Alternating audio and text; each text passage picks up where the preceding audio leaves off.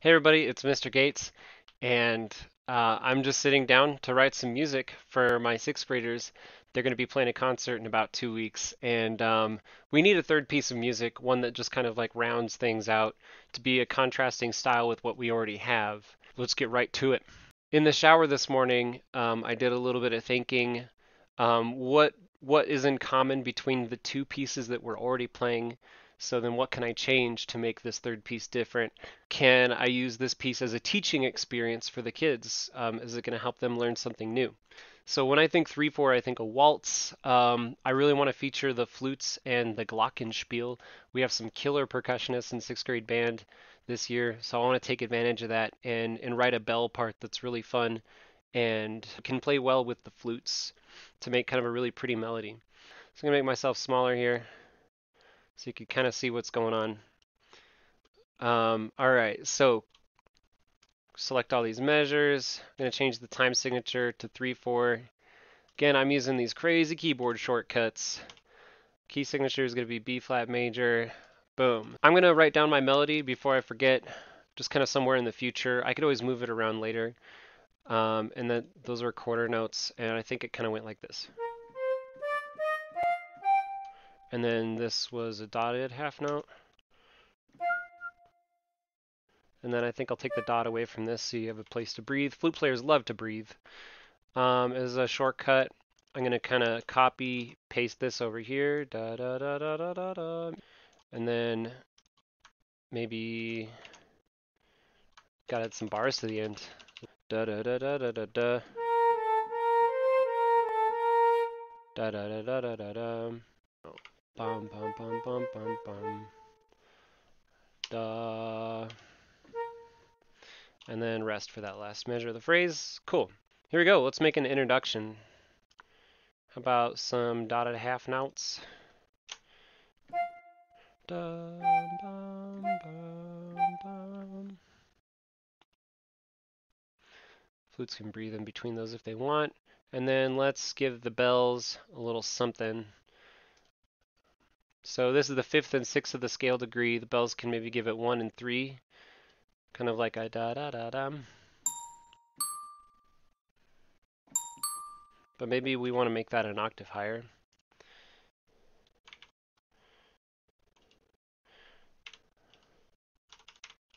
Yeah, how does that sound, huh? Let's try it. Ah, beautiful. Okay, let's repeat this whole bit. And let's add in maybe a harmony down here. Da da, 3/4 on the clarinet. Sure, why not?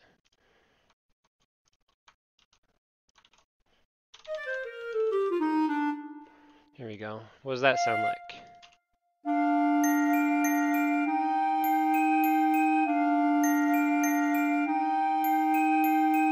Let's put these low brass people on B flat. This B flat, and let's make it a dotted half note, huh? Repeat that 4 times. Listen to what this sounds like. Yeah.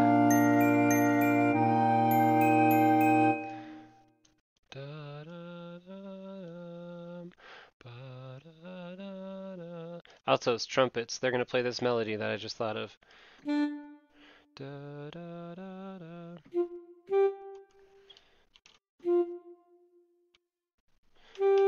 Let's take that dot away. Da, da, da, da.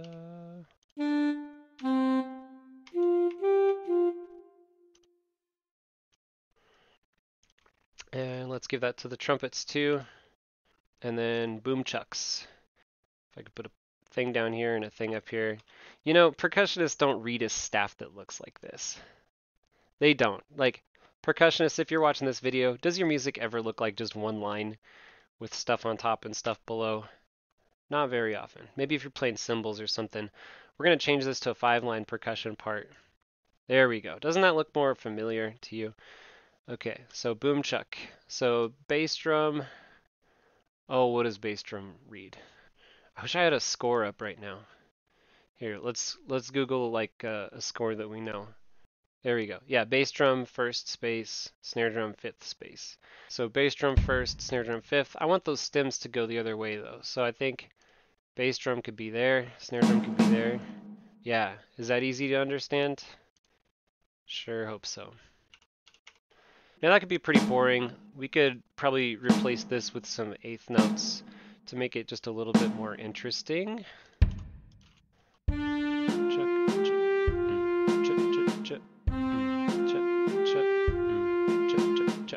Cool. Now let's give these guys some harmonies.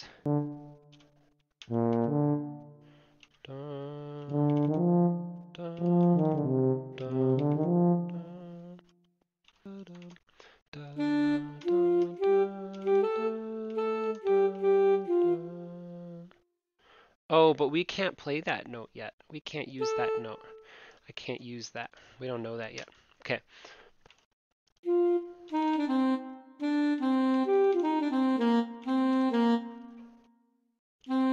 Dun dun dun dun.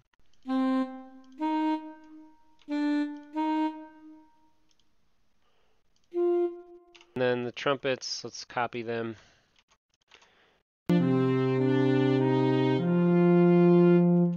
Okay, that's not too boring. The thing is, you gotta strike a balance between interesting and playable, right? You can make some really interesting music that's super cool, but maybe it wouldn't be that fun to play because it's just really hard. This would be the antecedent phrase. Basically, antecedent and consequent is like bum bum ba bum. That's the antecedent that sets it up, and then the consequent would be dum dum, which is like knocking them down. These flutees would want to be an octave higher, I believe.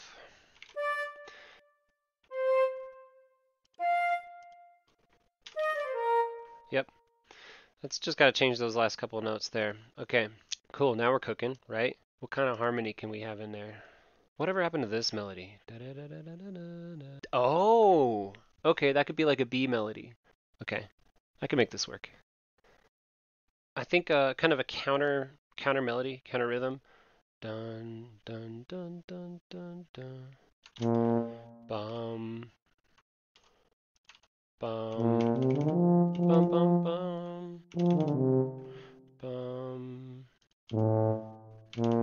bum bum bum. Okay, let's try that. That's kind of neat, isn't it? Let's give this to the trumpets too. And then let's share this clarinet bit with the altos. I think they would really appreciate that. Should we develop this for another 8 bars? Or should we go straight to the fluty melody thing? Okay. I think we should continue developing this idea. I'm gonna put this flute melody on the back burner. Let's throw it all the way back there. Let's give the low people the melody. Because they deserve it. Oh my gosh, this is going to turn out to be a horrible video. I don't even know. What do we do to this? What do we do to this to make it cool? This is tough. Okay. Okay, you know what? These guys don't need a counter melody. They need just to double that. Yeah. Just gonna, by the way, this is just an edit. Skip that whole part where I was making the counter melody with the trumpet. It was not a good idea. Okay, I just realized that while I was making all the rest of this video and writing all these notes up here, that I was rather boring while I did it. I'm probably going to edit all that out too. Now, let's figure out what all these woodwinds are going to do while that's going on. We could give them the thing that the low people had before. Interesting. How about maybe just the flutes and the clarinets, these whole notes that used to be in the low brass section. Okay. All right. So I have this thing, and the flutes and clarinets are playing the bass line basically. Now to make this sound cooler, I think we could fill in more notes in the chord. That's interesting. We'll add in all this percussion stuff later. Okay, ba ba ba ba ba ba ba ba. Flutes and the clarinets can have the dum da da na na na na na na. Da-na-na-na-na-na. Yeah.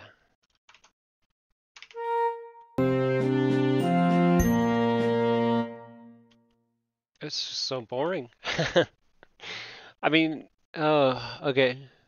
Here's the thing. If you don't have enough repetition, then it's not catchy. But if you have too much repetition, it's boring. Here's what I think I'm gonna do. Oh my.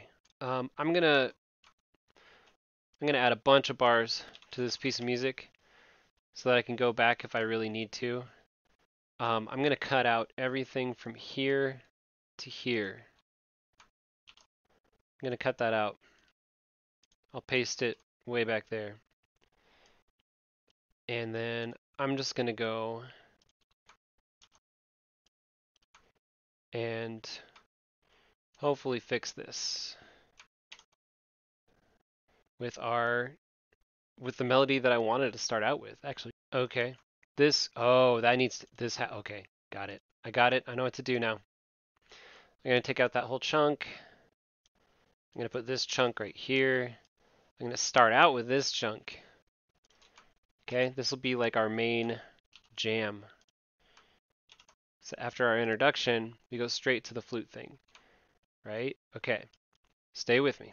I think flute and bells should play the first phrase. And then everyone else will join in with some harmony once we get to the next phrase. So bells, we'll learn how to play all those notes. Maybe we'll do this an octave lower because those are the notes that bells know how to read. You know, I'm gonna do something really neat. I'm gonna make this an octave lower, but then I'm gonna write an 8VA on top of this. They can read it, but it'll sound an octave higher. So check this out. See, they're still the higher notes, even though they look like the lower notes. Now let's write a counter melody. Oh, these are all really high notes. Let's make that an octave down, because clarinets can't play that high yet. How's that sound, huh?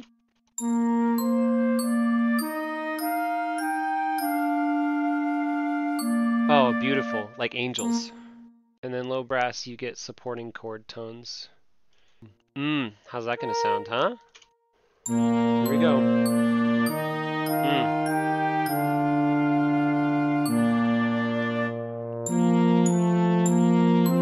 Gotta change that rhythm in the trombone to match the rest of the band. Let's get rid of that dot so that it's only 2 beats instead of 3.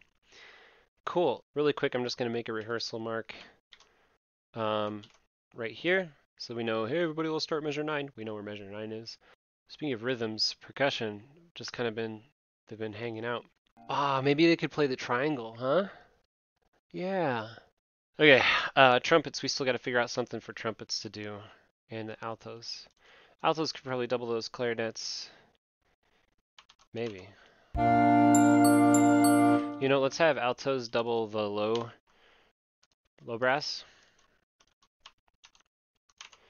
And then let's have the trumpets double the clarinets.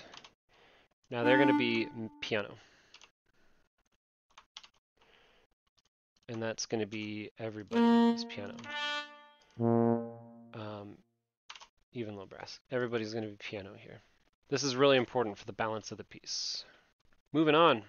So I'm wondering if for the form of this piece of music, we could have it kind of, what does an airplane do?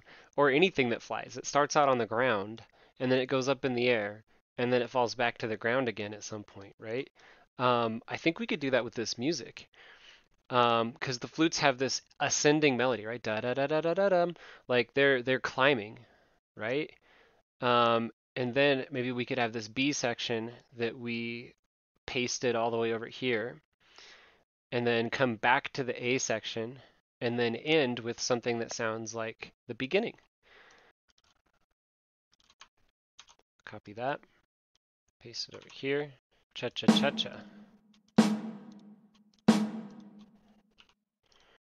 Now, alto saxophone, what are you gonna do? Let's make you bass people, just like you were before.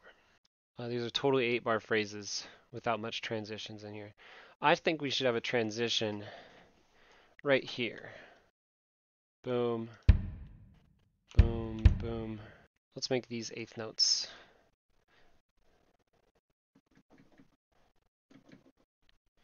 Oh, those are so low.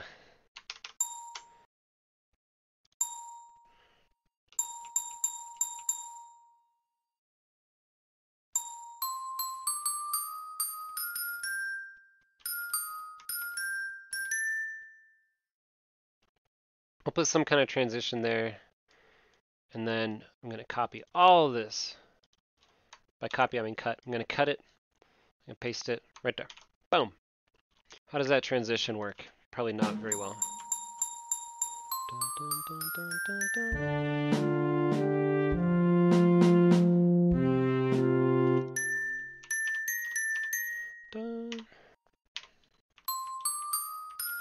Dum, dum, dum. Bum. What's that transition sound like?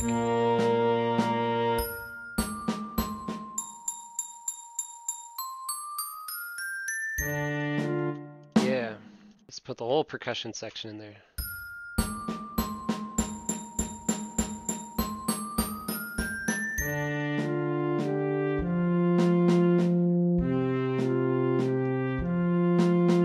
Alright, now we had another part that we cut out.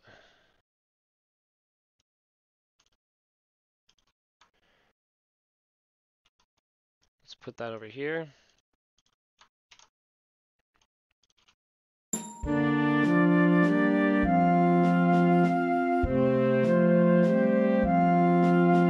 And then let's go back to the da da da da da da dum dum.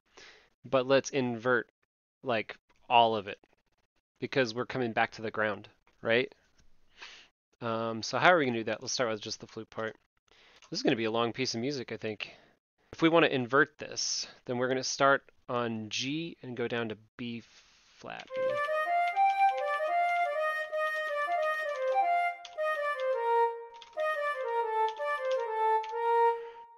Okay, what's that? No.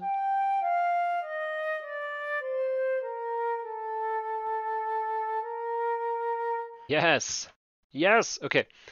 All right, and then our outro is going to be this thing again.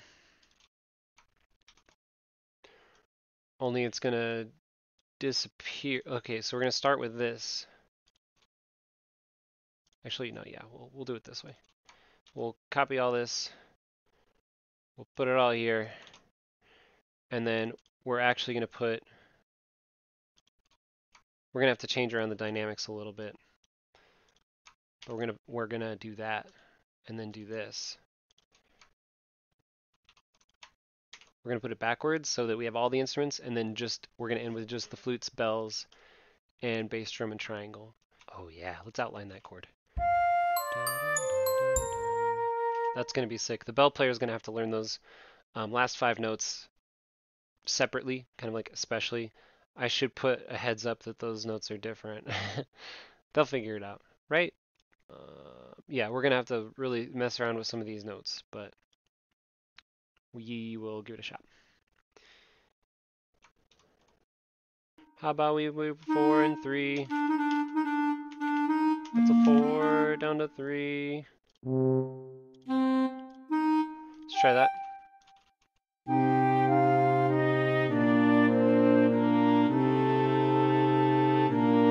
Yeah. Nice. I think that's it. That's good. So that took me about an hour to write the whole piece from beginning to end. I still need to do some finishing touches. Like I need to add dynamics in places. What is this? So maybe work on a craft or drawing or piano. What is this? I'm writing a piece of music. Flutes, stay forte, because we want that melody to be heard over everybody else. Ooh, I think it would be really cool if these guys went subito piano, all of a sudden played softly, and then crescendoed through this measure, because this is kind of like a transition into the next part. No, you're not being silent or still. Woof! All right, I think This is just about everything, unless we want to add any crescendos, any transitions, or anything like that. The next step would be to listen through all the way and see if there's any like little details or things that we want to add that would make it sound easier to play or sound cooler. I like this texture at the beginning. We're adding in winds. Now they should be piano.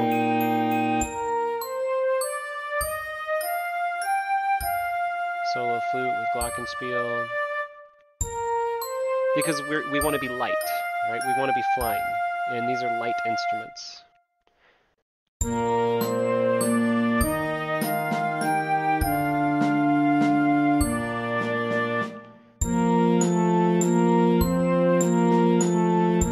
Right before 17, there was a silence. What can we put there?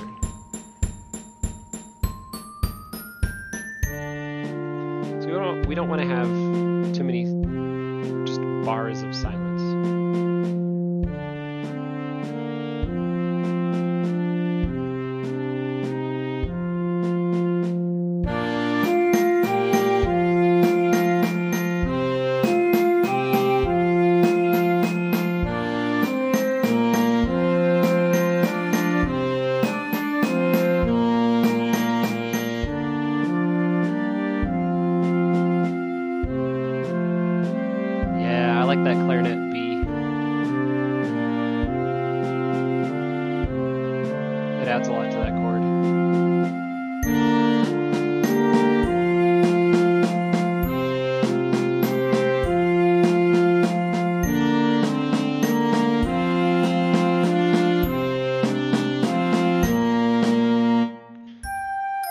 I think I need to write this bell part an octave lower because the bell player is going to have a hard time reading those notes.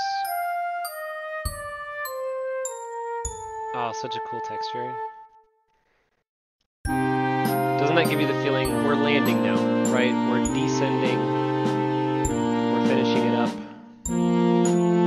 We haven't named this piece yet, but I'm thinking what starts on the ground goes up to the air and then ends back on the ground. First thing that comes to mind is rainbows.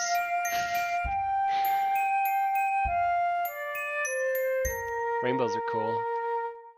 This is going to be a 3-page score, it looks like. And when I print this out, I want it to be legible. Like I want to be able to see everything. So there's some things I could do, like I could change the size of the staff. What should we call this piece of music? We got to give it a title. Rainbow Ride?